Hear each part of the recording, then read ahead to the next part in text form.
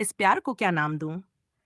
रुचि के बारे में बात होने के बाद युग कुछ देर तक यही बात सोचता रहा और फिर जैसे तैसे उसने अपना काम फिनिश किया। जब वह शाम को अपने घर वापस आया तो उसने घर में कहीं पर भी अंश के हंसने खेलने की आवाज नहीं सुनी। इतनी शांति देखकर उसने मन में सोचा, अंश को क्या हो गया? ऐसे तो रोज आते वक्त वह हमेशा रुचि के साथ खेला करता था। आज उसकी आवाज क्यों नहीं आ रही? युग इधर उधर देखते हुए अंदर की ओर बढ़ा। अब वह अंश के साथ साथ रुचि को भी ढूंढ रहा था, लेकिन उन दोनों में से कोई भी उसे नजर नहीं आ रहा था। तभी उसकी नजर डाइनिंग हॉल में बैठे एक इंसान पर पड़ी। युग चलते चलते वहीं पर रुक गया। जब उसने आगे बढ़कर देखा कि डाइनिंग टेबल पर अंश अपनी दादी के साथ बैठा है, तो वह हैरानी से उनकी ओर देखते हुए बोला, मॉम, आप यहाँ क्या कर रही हैं? जैसे ही अंश ने युग की आवाज सुनी, वह तुरंत चेयर से उतरकर युग के पास भागा। युग ने नीचे झुककर उसे अपनी गोद में उठा लिया। अंश ने तुरंत युग के कान के पास जाकर धीमी आवाज में कहा, डैडी, ये दादी यहाँ क्या करने आई हैं? जब से ये आई हैं, मुझे अपने पास से कहीं जाने ही नहीं दे रही। मुझे अच्छा नहीं लग रहा। इन्हें बोलो ना कि ये वापस जाएं। युग ने अंश की बात सुनकर हल्की सी मुस्कान के साथ उसे चुप रहने का इशारा किया और इधर उधर देखने लगा। उसकी नजरें अब भी रुचि को ढूंढ रही थीं। तभी युग ने धीरे से अंश के कान के पास जाकर पूछा, अंश बेटा, आपकी मम्मा कहाँ हैं?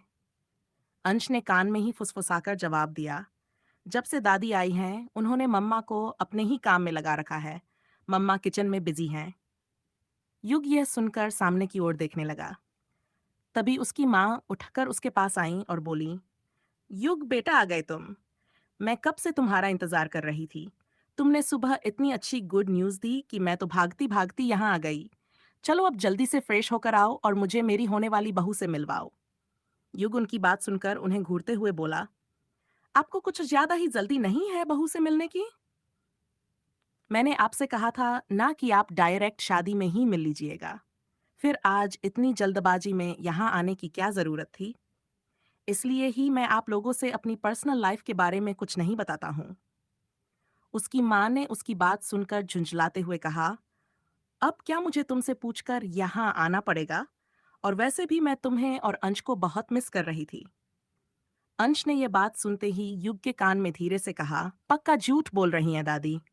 युग ने अंश की बात का कोई जवाब नहीं दिया, बस हल्के से मुस्कुरा दिया।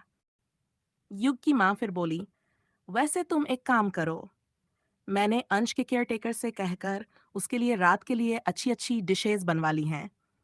तुम अपनी होने वाली बहू को आज डिनर पर बुला लो, मैं मिल भी लूंगी और उससे अच्छे से बातें भी कर लूंगी। युग उनकी बातें सुनकर कुछ पल चुप रहा। उसकी कई बातें समझ में नहीं आ रही थीं।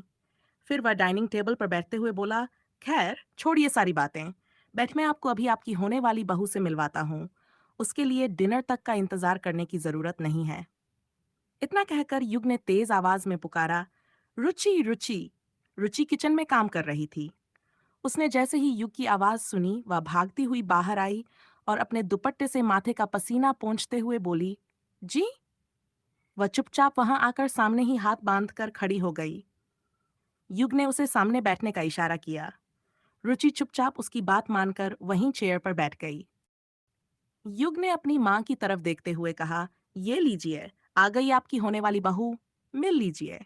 युग की माँ ने यह सुनते ही गुस्से से युग की ओर देखा और बोली, यह क्या मजाक है युग? रुचि ये सुनकर युग की तरफ हैरानी से देखने लगी।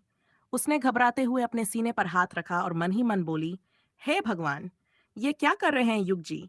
इन्हें अभी ये बात बताने की क्या जरूरत थी? पता नहीं मम्मी जी क्या कहेंगी।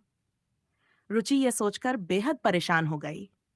युग ने अंश के गाल को चूमते हुए कहा, अंश बेटा, आप अपने रूम में जाओ, मैं थोड़ी देर में आता हूँ। अंश युग की बात मानकर चुपचाप अपने कमरे की ओर चल दिया। युग की माँ अब तक कुछ भी नहीं बोली थी, तो उसने अपनी माँ को घूरते हुए कहा, बहुत शौक था ना बहू से मिलने का, अब मिल लीजिए। बिल्कुल सही सुना आपने। उनकी माँ ने गुस्से में सिर हिलाते हुए कहा, पागल मत बनो युग। ये लड़की इस घर की नौकरानी है और तुम इसे मेरी बहू कैसे बना सकते हो? ये कोई मजाक नहीं चल रहा यहाँ। युग पर उनकी बातों का कोई भी असर नहीं हुआ और उसके चेहरे पर एक हल्की मुस्कान थी। वह आगे बोली, मुझे पहले से ही लग रहा था कि तुम कुछ ऐसा करोगे। इतनी जल्दी तुम अपने लिए कोई लड़की कैसे ढूंढ सकते हो? तुम सिर्फ बहाना बना रहे हो ताकि शादी की बात टाल सको। उनकी माँ एक के बाद एक सारी बातें बोले जा रही थीं। युग ने यह सब सुनकर गुस्से में टेबल पर हाथ मारा और उन्हें चुप कराते हुए कहा, बस बहुत हुआ। मैं कोई मजाक नहीं कर रहा हूँ और ना ही कोई बहाना बना रहा हूँ। मॉम। युग की ये बात सुनते ही रुचि तुरंत उठकर खड़ी हो गई और उसकी तरफ आते हुए बोली, युग जी प्लीज। रुचि कुछ और कहती, उससे पहले ही युग ने उसकी तरफ देखा और वह चुप हो गई। अब युग भी उठकर खड़ा हो गया और अपनी मां की आंखों में आंखें डालकर गंभीर लहजे में बोला, मुझे कोई शौक नहीं है बहाने बनाने का या आपसे मजाक करने का। मैं रुचि से शादी करने वाला हूँ और शादी की सारी तैयारियां शुरू हो चुकी हैं। आप ही तो चाहती थी ना कि मैं शादी कर लूं, तो अब मेरी शादी हो रही है।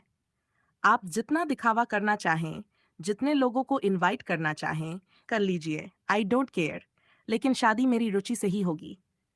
युग की मां ने गुस्से में चिल्लाते हुए कहा, ये क्या बकवास कर रहे हो? रुचि से शादी? वो एक नौकरानी है और इस घर की बहू कभी नहीं बन सकती। तुम्हें मेरी पसंद की लड़की से शादी करनी होगी। युग ने तैश में आकर कहा, नहीं मॉम, मैं सिर्फ और सिर्फ रुचि से ही शादी करूंगा। वह अंश के लिए बेस्ट मॉम है और मैं अंश की खुशी के लिए कुछ भी कर सकता हूँ। अगर मैं रुचि से शादी कर रहा हूँ तो उसकी सिर्फ और सिर्फ एक वजह है, अंश। युग की बात सुनकर उसकी माँ फिर चिल्लाई, पागल मत बनो युग। मैं जानती हूँ अंश तुम्हारे लिए इम्पोर्टेंट है, लेकिन इसका मतलब ये नहीं कि तुम उसकी खातिर अपनी पूरी जिंदगी बर्बाद कर दो। तुम्हें अपना घर बसाना है, अपना बच्चा चाहिए होगा। क्या सारी जिंदगी अंश के सहारे बिता दोगे जो तुम्हारा सगा बेटा भी नहीं है?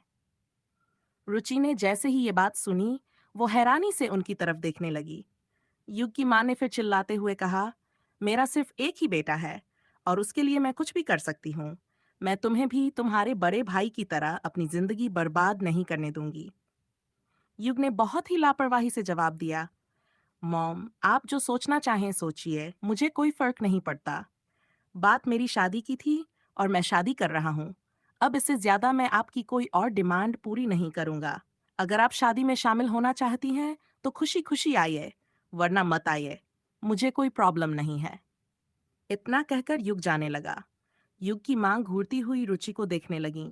रुचि उनकी नजरों से बहुत ही ज्यादा अनकंफर्टेबल हो गई और मन ही मन सोचने लगी, ये क्या किया युग जी ने?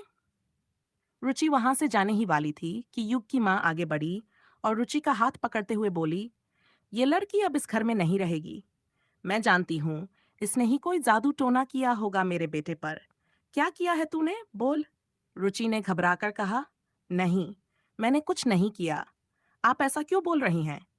लेकिन युग की माँ ने उसका हाथ कसकर पकड़ लिया और गुस्से में बोली, चलो निकलो यहाँ से। ना तुम अब इस घर में रहोगी और ना इस घर की बहू बनने के सपने देखोगी। उन्होंने रुचि को खींचते हुए दरवाजे की तरफ ले जाना शुरू कर दिया। तभी युग आगे बढ़ा और रुचि का हाथ पकड़ लिया। उसकी मां गुस्से से पलटी और युग की तरफ देखने लगी। युग ने चिल्लाते हुए कहा, बस बहुत हो गया मॉम, ये क्या बचपना है? छोड़िए रुचि का हाथ। युग की मां ने भी चिल्लाकर जवाब दिया, जब तू इससे प्यार नहीं करता तो इससे शादी क्यों कर रहा है? क्यों अपनी जिंदगी बर्बाद कर रहा है? रुचि ये सब सुनकर बहुत अपसेट हो गई थी। जिस तरह से उसे खींचते हुए दरवाजे तक ले जाया गया, वह बात उसे बहुत अंदर तक चुभ गई थी। उसकी आंखों से आंसू बहने लगे। युग ने यह देखा और रुचि को अपने करीब खींचकर उसके आंसू पोंछे और कहा, रुचि, अंश के कमरे में जाओ। रुचि ने धीरे से नजर उठाकर युग की तरफ देखा, लेकिन उसके कदम जैसे आगे ही नहीं बढ़ रहे थे। तभी युग ने फिर तेज आवाज में कहा, सुनाई नहीं दिया? अंश के कमरे में जाओ। रुचि सिर झुकाकर अंश के कमरे की तरफ जाने लगी। युग ने उसे जाते हुए देखा और फिर अपनी मां की तरफ देखकर गुस्से में बोला, मॉम, मुझे रुचि पसंद है और मैं उस पर पूरा भरोसा करता हूँ, इसीलिए मैं उससे शादी कर रहा हूँ। अब आपको इससे ज्यादा कुछ सोचने की जरूरत नहीं है और अपने ही मुझे फोन पर कहा था कि मैं अंश के लिए शादी कर लूं, जिससे अंश को एक माँ मिल जाए और अंश के लिए रुचि से अच्छी माँ कोई नहीं हो सकती। युग की माँ फिर चिल्लाई, तुम्हें उस पर भरोसा है, लेकिन तुम उससे प्यार नहीं करते। ऐसे में तुम्हारी शादी कितने दिन टिकेगी? ये मत भूलो, अंश की माँ के साथ वह तुम्हारी पत्नी भी बन जाएगी। युग ने तेज आवाज में कहा, हाँ, मुझे पता है और करता हूं मैं उससे प्यार। अच्छी लगती है वह मुझे, इसीलिए तो शादी कर रहा हूँ उससे। अब तो आपके दिल को तसल्ली हो गई ना? रुचि जो सीढ़ियों पर पहुंच चुकी थी, युग की ये बात सुनकर रुक गई। उसका दिल जोर से धड़कने लगा। उसने धीरे से पीछे मुड़कर युग को देखा तो युग बेहद गंभीर होकर अपनी बात कह रहा था। युग ने अपनी मॉम की आंखों में आंखें डालकर कहा, हाँ मॉम, बिल्कुल सही सुना आपने। मुझे रुचि बहुत पसंद है। मैं उसे बहुत प्यार करता हूँ और मैं सिर्फ और सिर्फ उसी से शादी करूंगा। और अगर आपने अब इस शादी को रोकने की कोशिश की तो भूल जाइए कि मैं कभी किसी और से शादी करने के लिए तैयार होऊंगा। इतना कहकर युग पीछे मुड़ा और उसने रुचि की तरफ देखा। वह सीढ़ियों पर ही खड़ी हुई थी। युग पीछे घूमकर रुचि को घूरते हुए देखने लगा। युग की नजरें देखकर रुचि थोड़ी घबरा गई और तेजी से सीढ़ियां चढ़ती हुई सीधे अंश के कमरे में चली गई। युग ने अपनी मॉम को घूरते हुए देखा और कहा, अभी भी आपको और कुछ सुनना है? युग की मॉम ने ना में सिर हिलाया और बहुत ही हैरानी से बोली, लेकिन तुम एक नौकरानी से शादी कैसे कर सकते हो? युग ने उनकी बात का उल्टा जवाब देते हुए कहा, मैं उससे शादी कैसे कर सकता हूँ और क्यों कर रहा हूँ? ये सारी बातें मैं बार बार आपको एक्सप्लेन नहीं कर सकता। आपको जो समझना है, आप समझ लीजिएगा। और शादी 3 दिनों के अंदर है, आपको इनविटेशन मिल जाएगा। इतना बोलकर उसने अपना कोट उतारकर वहीं फेंका और सीधे अपने कमरे की तरफ चला गया। रुचि इस वक्त अंश के कमरे में थी। जैसे ही अंश ने रुचि को आते देखा, वह दौड़ता हुआ उसके पास आया और उसका हाथ पकड़ते हुए बोला, मम्मा, आप यहाँ आ गईं, वरना दादी तो आपको आज काम कर करके थका देती। फिर आप मेरे साथ खेल ही नहीं पाती।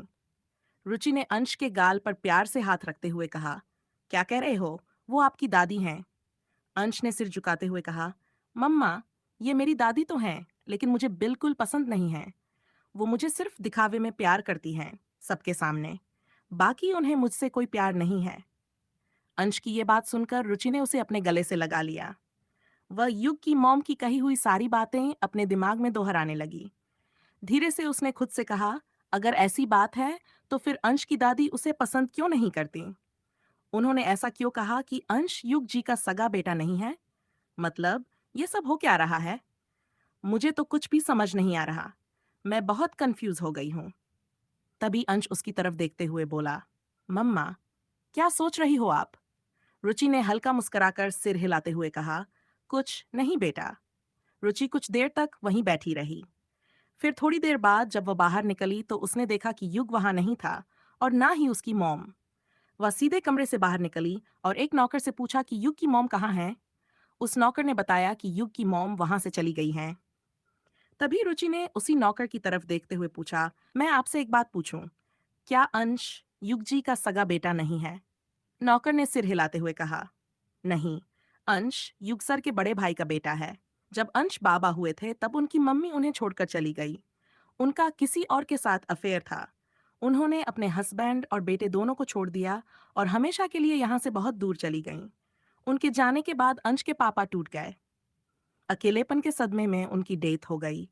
तब अंश सिर्फ 6 महीने का था। ये सारी इन्फॉर्मेशन रुचि के लिए एकदम नई थी, जिसे सुनकर वह एकदम शॉक्ड हो गई थी। उसे अब तक यही लगता था कि अंश युग का सगा बेटा है और उसकी वाइफ से या तो उसका डाइवोर्स हो गया होगा या फिर वह इस दुनिया में नहीं होगी, लेकिन ऐसा कुछ भी नहीं था।